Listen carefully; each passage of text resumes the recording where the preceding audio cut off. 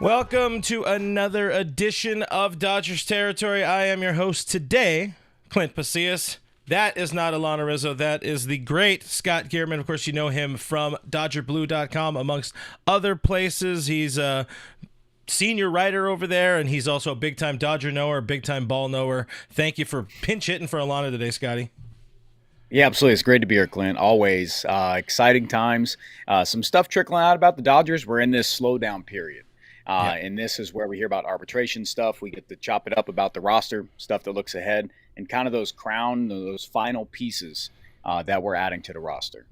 Yeah, before we get into it, of course, obviously we would be dumb to not mention what's going on here in the greater Southern California area. A lot of people affected by devastating fires. Thankfully, Scott and I are out of immediate harm's way, but our thoughts are with people that have lost basically everything. It's horrible. It's far from done. I hope people find some sort of semblance of normalcy in watching us yuck it up here for 30 minutes or so, talking about your Dodgers. If you're looking for something positive, we're about a month away, a little over a month away from spring training. So the boys will be back. We'll be trying to run it back and go out there and bring home another World Series title. But again, our thoughts are with people.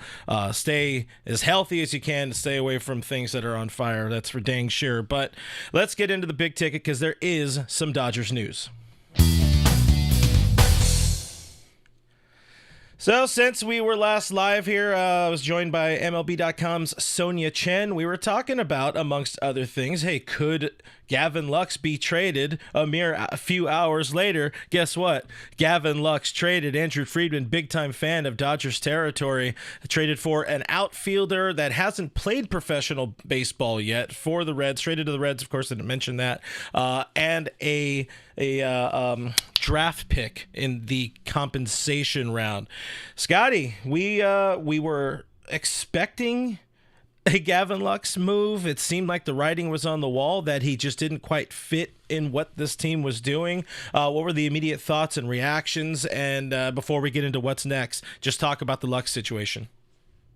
Yeah, so with in regard to Gavin Lux, once the news came out about Ha-Seong Kim, that deal, Clint, the first thing in my mind was this is a move for the Dodgers to capitalize on Gavin Lux's final 2 years of arbitration. They're going to parlay and build off that second half he had, which by all accounts, when you look at the full body of work, I know the last month or so was just about league average, but at that peak, they could have bottled that up, market that to some other teams there. But for Gavin Lux, he became a player that was in a platoon role against right-handed pitching who only showed a prowess of playing second base.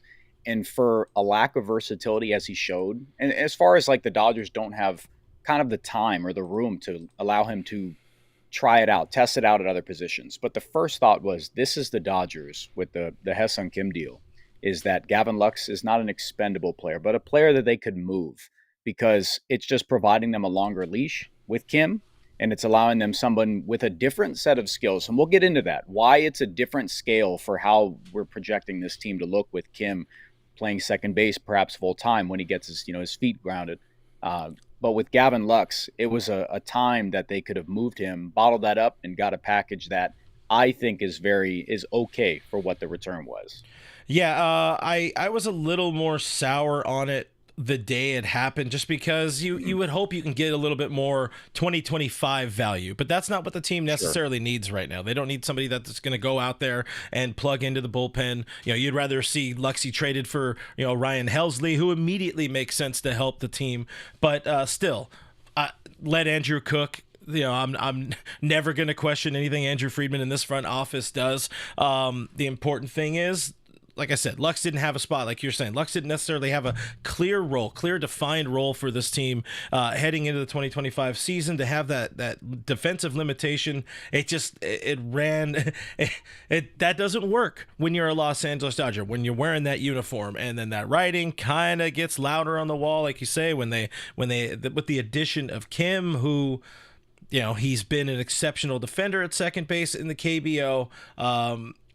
pretty good deal there for the Dodgers as well, and it opens up opportunity for somebody like Chris Taylor, who remains on this roster. Other guys in the minor leagues, maybe this is year we see somebody like an Alex Freeland, and of course, if they want Kike Hernandez back, he's got to be able to play somewhere on the baseball field, and we know we've seen Kike play a lot of second base, but in your opinion right now, just kind of reading some tea leaves, of which there are few, we know Mookie Betts is staying at shortstop. We've seen video of him practicing there, I think at a local high school or something this offseason.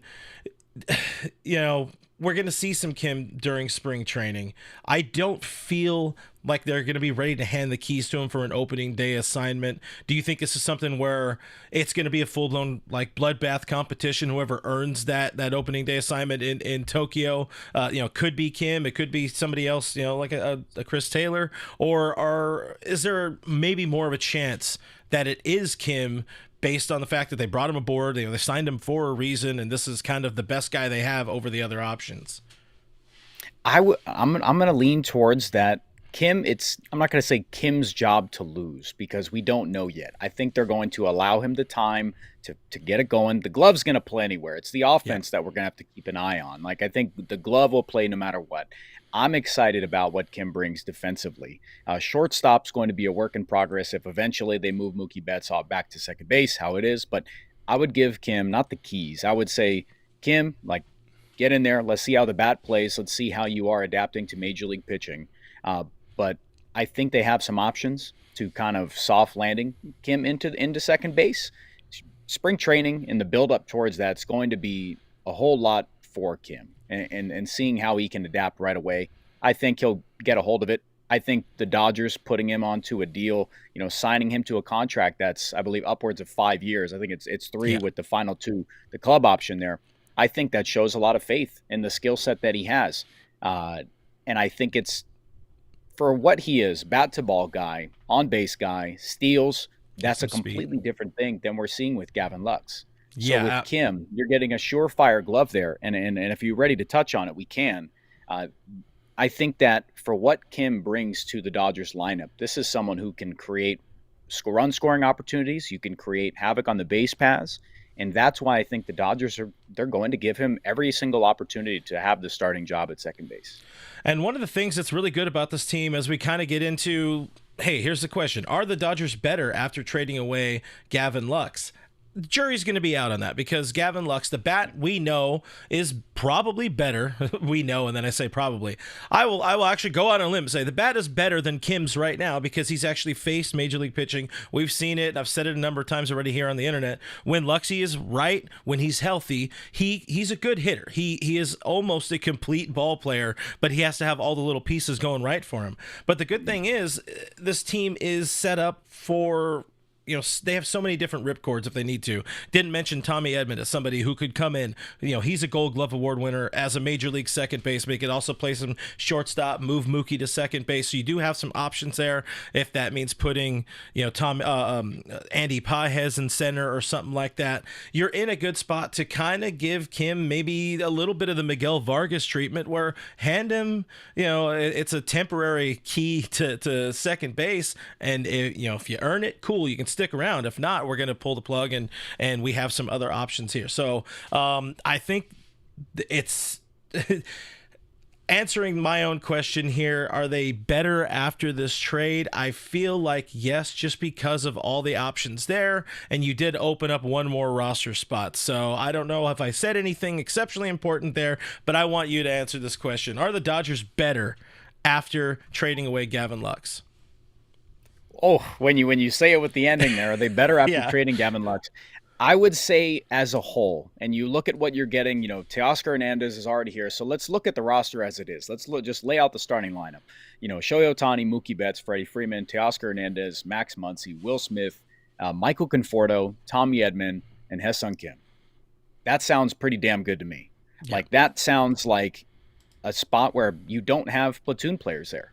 Last year with the Dodgers, we stumbled and being in first place, went to the trade deadline, and with a bench that, Clint, we spoke a number of times how my biggest thing was it made me uneasy, with the bench that Yes. they had. You had to rely on it so much. It was a Dodgers team that lacked the platoon ability that we've seen from Andrew Friedman teams in the past, where they were so proficient at having plus platoons at maybe, one spot, at least two sometimes.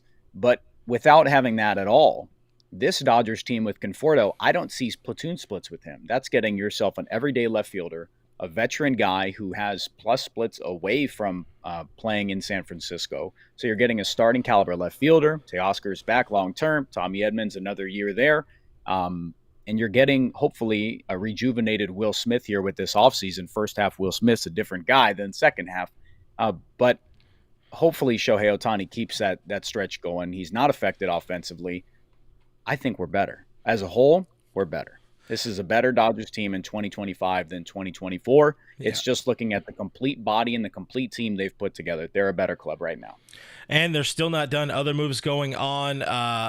We know there's still Roki Sasaki, maybe a couple weeks away. Hoping he's going to be wearing Dodger blue. There's a lot of stuff on the table, so we'll talk about what's coming next in just a second, but we will be back in a moment. First, we're going to hear from our friends Scott Braun and Todd Frazier about Hungryroot.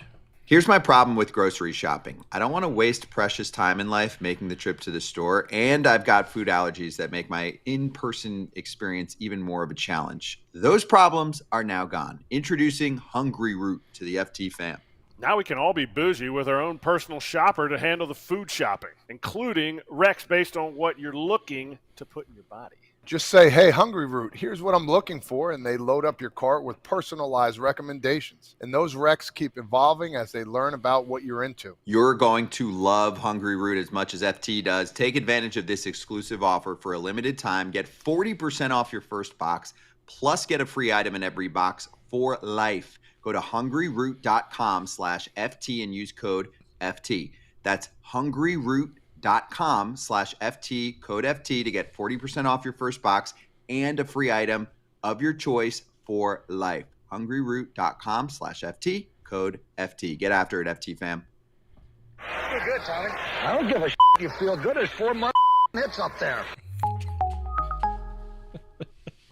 Oh, God, I love that front end. Guys, let's talk about what is coming next for this Los Angeles Dodgers team. First, I will say thank you to Hungryroot for supporting the show. If you guys want to support the things that help support the Foul Network, go check out Hungryroot. We will probably throw a link in the description of this video. But Dodgers have made some moves so far this offseason, Scotty. We assume there's more. We've seen some Kike stuff.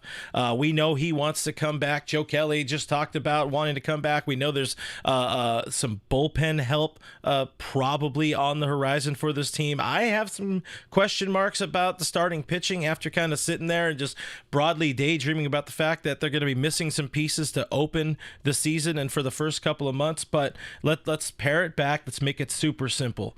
What is coming next for Andrew Friedman and company? What is it your Dodger radar telling you? I would love for it to be, another reliever.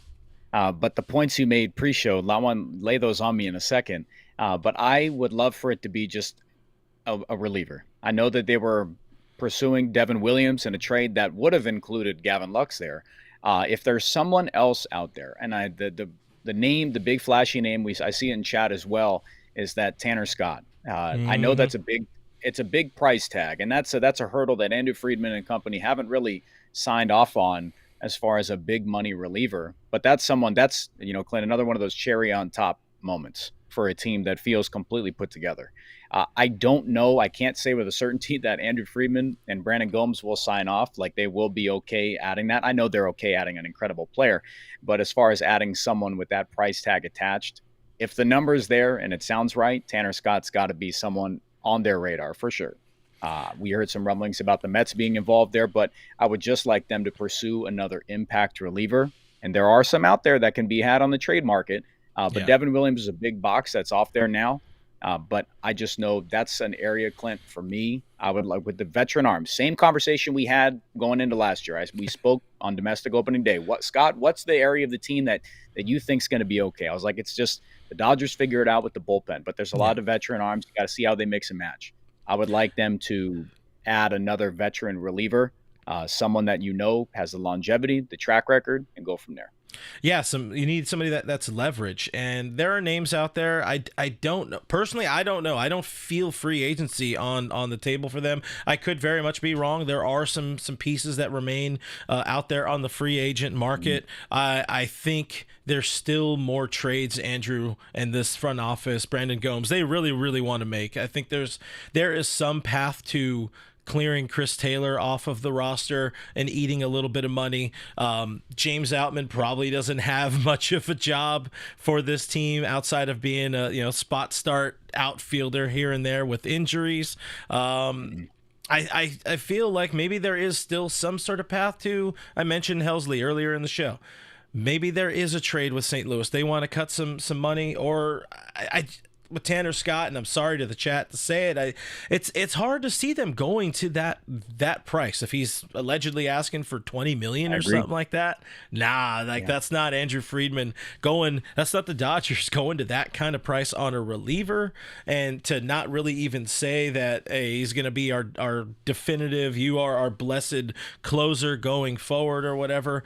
I liked what we saw last year with the Dodgers, not having a definitive closer. And by the way, Michael Kopech remains around, just agreed to a $5.2 million deal in arbitration. He's staying with the Dodgers like he was always going to, because he's under team control. But you got Kopech, you still got Philly, who can do some things in there. Vesia can lock down a game. Banda could close a game when you need it. I like what they have already in place, but I agree with you. There is a need for one more guy, and like I mentioned earlier, Joe Kelly spoke with people, the fine folks over at Dodgers Beat at a signing event this week about maybe alluding to the fact that he has kind of one of those Kershaw handshake agreements that when you're ready to come back, if you're healthy enough to come back, you can come back to LA, and he said it's LA or nowhere else.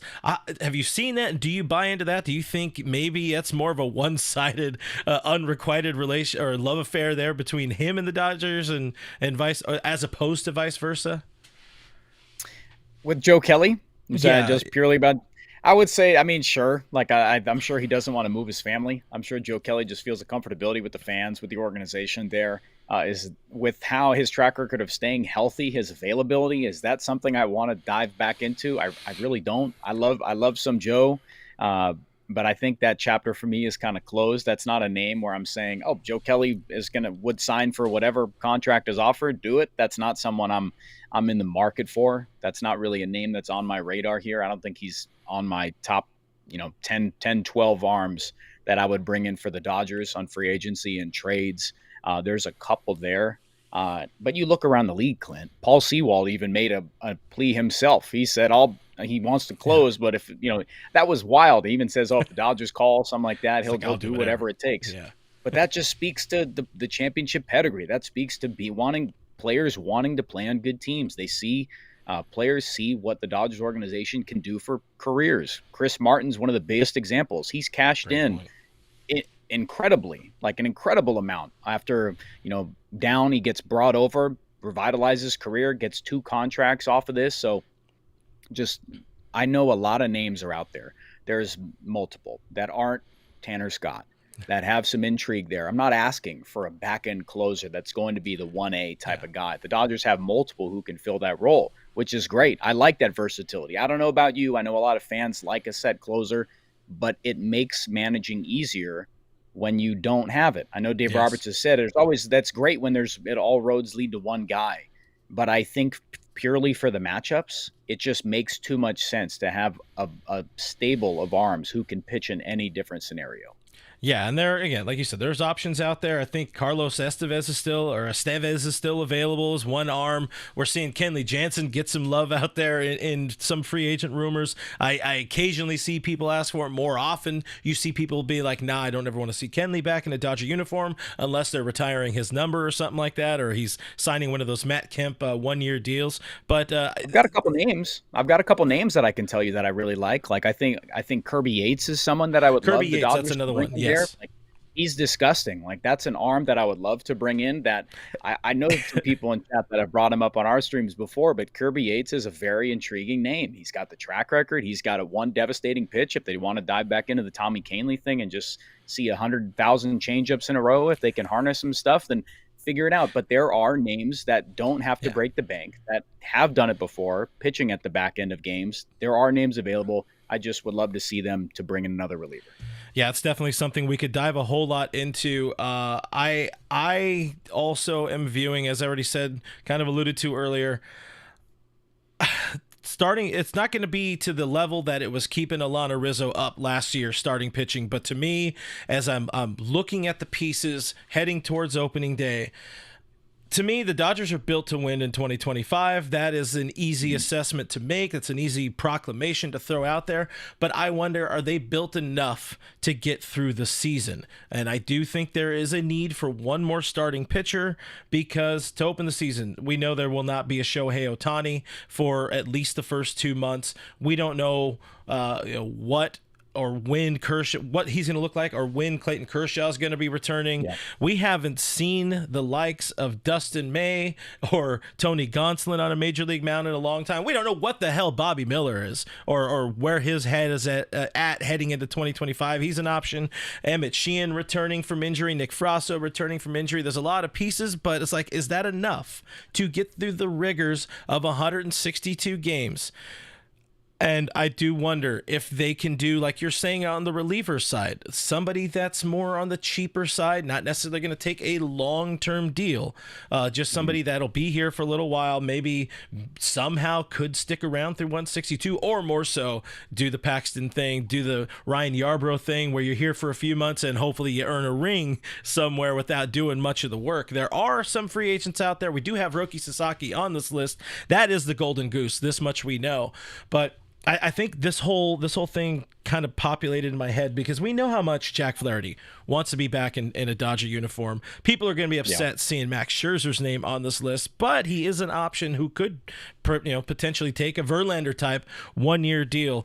Listen, I'm going to shut up here and I'm going to say there are options. There are some names that, those aren't sexy names, but it's just about having somebody else that could be a potential 5th starter, 6th starter for a few months, bridge that gap where we're not burning out Yamamoto. You're not burning out Glasnow. You're not burning out these dudes, Snell, earlier in the season when they're at their most important, when they're at their most valuable in October. Do you share at all my growing and budding concern about the starting pitching situation?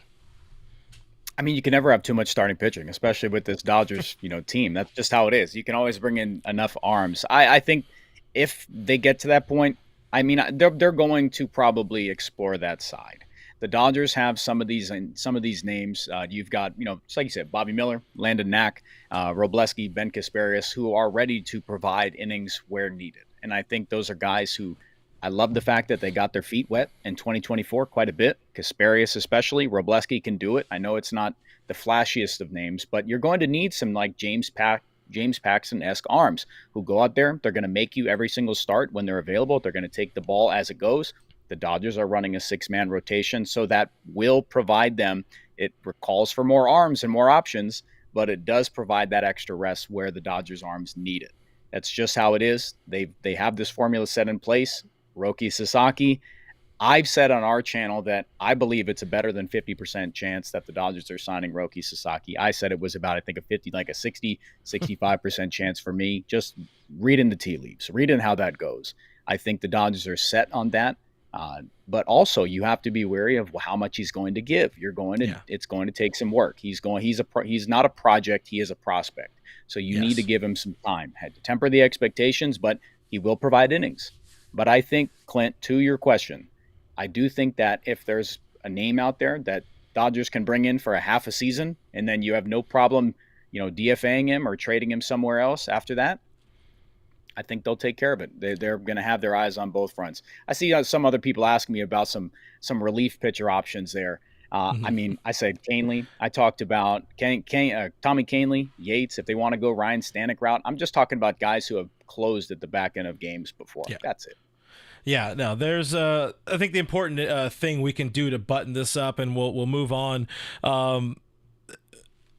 we're not the smartest ones here. We know the Dodgers are the smartest ones. They're thinking the same shit we're all thinking here together, guys. They want one more. Roki, Andrew Friedman said this very recently, and he's, just echoing something he's told us for months. That is like their number one priority. They're going all in, doing everything they can to land Roki Sasaki. And then suddenly that starting pitching question it's not going to keep me up as much. Yeah, it will a little bit for sure, because like you said, he's still young. You still have to kind of develop him, get him, acclimated to the States and whatever. Maybe he doesn't even make the opening day 5 or whatever it is.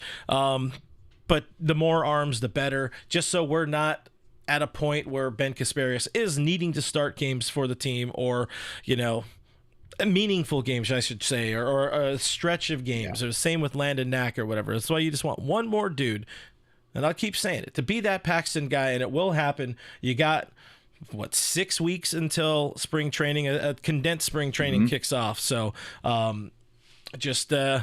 we'll be ready. We'll be ready for the next edition for this team. But we are going to get into Last Licks, a little bit different version of Last Licks today.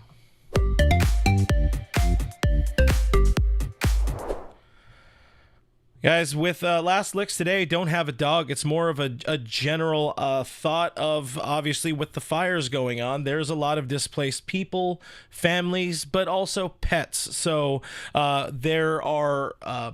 there's some services available. There's some help out there, shelters. There's animal shelters that are available to help you out. Alanna tweeted this earlier this week. Check out everything. Actually, move that so people can see more information. But if you're in the area, if you're affected by the fire, if you need to evacuate and you can't take the animal, don't leave your animals at home. That is unfair to them. They have very little control of what they can do. Take care of your pets. They are your family. Try to get them to somewhere safe along with you, because they deserve it. That's about it. That's all I'm going to say about that point. Visit Gidry'sGuardian.org as well if you are able to foster or help out other animals. It's a big time passion for Alanna Rizzo, and she'd appreciate the heck out of y'all if you can help her out. That's about it. Terrific stuff there. It's just a lot of people, a lot of animals in need right now. Everybody needs to rally together. Do whatever you can. If you're from Southern California, if you're just observing from afar, open heart. Have an open heart at this time. A lot of people are affected by this. It's affected close friends around me. Lost some homes, lost some living situations, tough times. Just open heart right now. That's all I can ask from where I sit. Yeah, exactly. On that note, we are going to hit the wrap it up button here, but I'm going to be live later today. You're going to be live later today. Tell the people what you got going on to also help folks out at Dodger Blue. Yeah, so everybody tuning in tonight at 7:10 p.m. That's, I believe, right where we're going to kick off live right there over on the Dodger Blue channel, Dodger Blue 1958. You can find us on YouTube. However, Blake Williams and myself, we're going to be doing a stream chatting Dodgers, but we're also going to be raffling off some stuff. All proceeds going to relief efforts. Every donation, everything we do, we're going to be raffling off some stuff there. All proceeds going to that. I spoke with Blake this morning, and people at Dodger Blue, and we're going to do whatever we can to help out the best we can. So just, if you have a chance, tune in, donate whatever you can. We'll make all donations available to where the money's going there. But if you could tune in, Blake and I are going to be chatting some Dodgers. Thank you. That's awesome, man. You guys always do really great stuff over there. Check them out, DodgerBlue.com. Give them a follow on the social media as well. You see it there on the screen, at Scott Geirman. It's easy because it's his name. I will also be live today on the YouTube machine, 3 p.m. Pacific time. My buddy Casey Porter from Dodgers Daily will be joining, and we are talking more Dodgers, and we're going to really have a focus on the prospect side of kind of continuing the conversation Scott and I had here today. Who are some other names that are maybe off the radar, but in the organization that could help the team this season? So tube in, 3 p.m. Pacific time, all Dodgers with Clint Pasillas. That is me. All those kind of things are on my socials. But that's about it, Scott. Appreciate you joining today. As always, it's a blast talking to you, my friend. Alanna will be back with us on Monday, so tube in then. It will be me, Alanna, the Dream Team back together. Appreciate you guys hanging out with us. Subscribe to the channel here on YouTube. It really helps the show out. Give the video a thumbs up, share it with people, and subscribe to our podcast. Rate and review the podcast. All of those things that they help us grow. They help us grow. Make the foul people very happy. But enough. Stay safe, guys. Bye.